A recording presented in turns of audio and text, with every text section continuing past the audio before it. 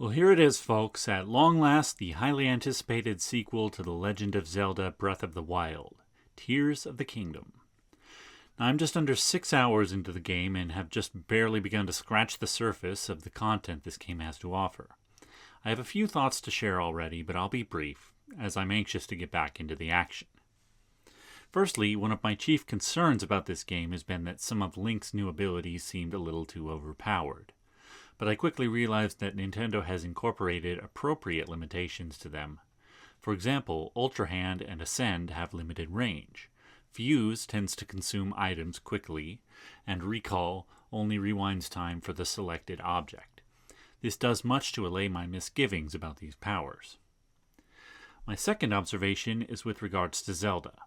While it is good that she seems to have gained a great amount of faith in Link, she also appears to use him as a sort of security blanket, rather than relying on her own strength.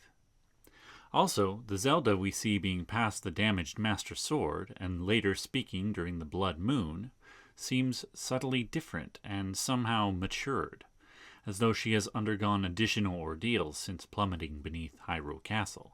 This, coupled with the fact that this exchange happens near the Temple of Time, and we hear sound like a ticking clock, suggests to me that perhaps the Master Sword was transported through time, and that this robed version of Zelda somehow exists in some form of past or future. Lastly, regarding Link's progress, before encountering the mummy beneath the castle, Link has all 30 possible hearts and a maxed out stamina gauge, suggesting that, canonically speaking, Link visited every shrine and collected every spirit orb during the events of Breath of the Wild.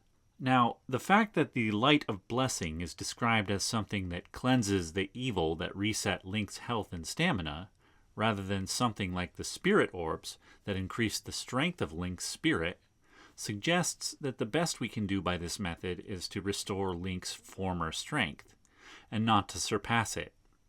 But it remains to be seen whether this is the only method of obtaining heart containers or stamina vessels. And that about wraps up my most significant thoughts about the game up to this point. If you enjoyed this video, please give it a like and leave a comment to let me know what you think. And if you'd like to see more videos like this in the future, subscribe to my channel to be sure you don't miss anything. Thank you for watching. MeteorBolt has struck.